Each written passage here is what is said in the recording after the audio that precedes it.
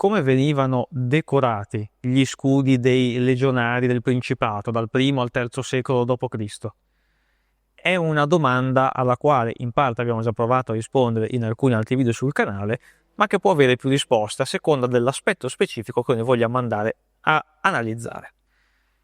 Per esempio, potremmo dire che sappiamo bene dalle fonti che ogni legione aveva il suo simbolo ed era riconoscibile anche da lontano guardando gli scudi, e questo nonostante avessimo delle decorazioni molto spesso, come ci rappresentano innumerevoli fonti iconografiche, nonostante molte avessero simboli simili allo scudo che vediamo qui, quindi con i simboli di Giove, con il fascio di fulmini e le ali. Ecco, in questo video però vogliamo analizzare un altro aspetto in breve, ovvero le decorazioni erano metalliche o erano dipinte? E per parlarvi di questo tema abbiamo qui alle mie spalle due scudi che abbiamo realizzato per due nostri clienti che ringraziamo per averci concesso di poter utilizzare gli scudi per questo video. Ovvero abbiamo uno scudo riferibile al Principato ai primi 2 secoli e in particolare all'epoca di Traiano, secondo i desideri del cliente, quando abbiamo realizzato lo scudo, che è una decorazione che è completamente metallica, fatto salvo per le 2 tabule ansate con iscritto il nome della legione. Da questa parte invece abbiamo uno scudo che è una riproduzione di uno scudo sul tipo di quello rinvenuto ad Ura Europos in Siria, datato al III secolo d.C., che è invece totalmente dipinto. Ora, le risposte possono essere varie alla domanda iniziale, ovvero i legionari romani avevano scudi decorati con il metallo o dipinti? Ovviamente la verità in realtà sta nel mezzo, ma andiamo per gradi. Quando noi vediamo uno scudo di questo tipo ai nostri giorni, quindi uno scudo con queste applicche metalliche, pensiamo subito a uno scudo di qualcuno di, come dire, alto rango, uno scudo importante, uno scudo molto costoso. Dalle fonti a disposizione però noi in realtà possiamo concludere, ed è una conclusione che fanno anche diversi storici archeologi, possiamo concludere che le decorazioni metalliche in realtà fossero proprie anche e in grossa parte anche dei milites gregari, ovvero naturalmente dei soldati semplici.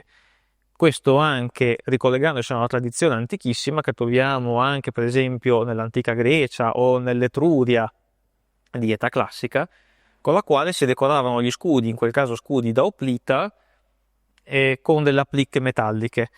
Ed è un tipo di uso che noi vediamo andare avanti. Per esempio per l'epoca romana abbiamo delle applique a livello archeologico da uno scudo che è stato identificato come possibilmente romano dalla Crimea, datato al I secolo a.C., e abbiamo diversi esempi a livello archeologico dal periodo appunto del Principato che stiamo analizzando in questo video. Per citare il più famoso di tutti, abbiamo dei resti di folgori sbalzate che dovevano essere applicate agli scudi provenienti dal sito di Cancrise, ovvero il sito della battaglia di Teutoburgo. In più, seguendo un'osservazione fatta dal collega, l'archeologo, il maestro Francesco Galluccio, dobbiamo tenere in considerazione anche un altro aspetto, ovvero le decorazioni realizzate su mezzi come il marmo, per esempio. Noi possiamo notare molto spesso che ci sono scudi che presentano delle decorazioni a rilievo, e ora noi guardando questi monumenti potremmo immaginare che sia un modo dell'artista per rendere una decorazione dipinta. Il problema è che noi sappiamo che nella stragrande maggioranza dei casi, e spesso lo confermano anche magari le analisi proprio sul monumento stesso, i monumenti erano dipinti a loro volta, quindi è molto probabile che quello che sarebbe stato possibile semplicemente dipingere sarebbe stato dipinto, e che quindi queste decorazioni a rilievo esprimessero effettivamente la necessità di rappresentare delle decorazioni che erano a rilievo nella realtà. E una delle ipotesi più probabili per realizzare questo tipo di decorazioni, naturalmente, questo basandosi sulle descrizioni di alcune fonti scritte e sui reperti archeologici, ecco, la soluzione più probabile è che fossero realizzate in metallo. Questo però non significa che non esistessero, non fossero diffuse quasi certamente anche decorazioni dipinte. Questo è un caso anche particolare, poiché non sappiamo se sia riferibile a una singola legione o se sia riferibile per esempio a un ufficiale, che possiamo immaginare, ne abbiamo parlato anche per altre decorazioni molto particolari qui sul canale. Ecco, possiamo immaginare che ufficiali e sottufficiali come i centurioni, eccetera, avessero scudi particolarmente decorati.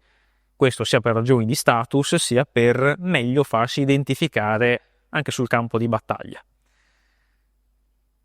Ecco, noi abbiamo anche descrizioni che riferiscono di decorazioni che possiamo supporre dipinte, e abbiamo naturalmente resti archeologici, per quanto frammentari, di decorazioni dipinte. In questo caso, per esempio, lo scudo di Duropos è stato conservato, si conserva praticamente per intero con la sua decorazione, e proprio dalla stessa città di Duropos provengono altri scudi, per quanto di altra forma, ovali, anche questi utilizzati dalle legioni e non solo dagli ausiliari, che presentavano decorazioni dipinte a volte anche molto complesse, in questo caso lasciando alcuni dubbi sul loro effettivo utilizzo, quindi se in battaglia, se in parata, se per esercizi guerreschi come gli IPK Gymnasia, eccetera, eccetera.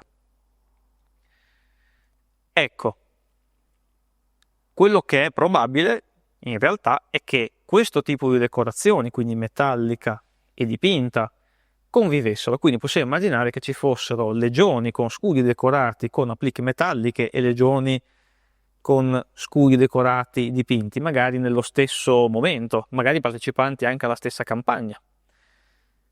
Non è improbabile, questo perché non conosciamo davvero quale fosse la prassi e la regola, perché le fonti ci spingono in realtà a valutare entrambe queste ipotesi.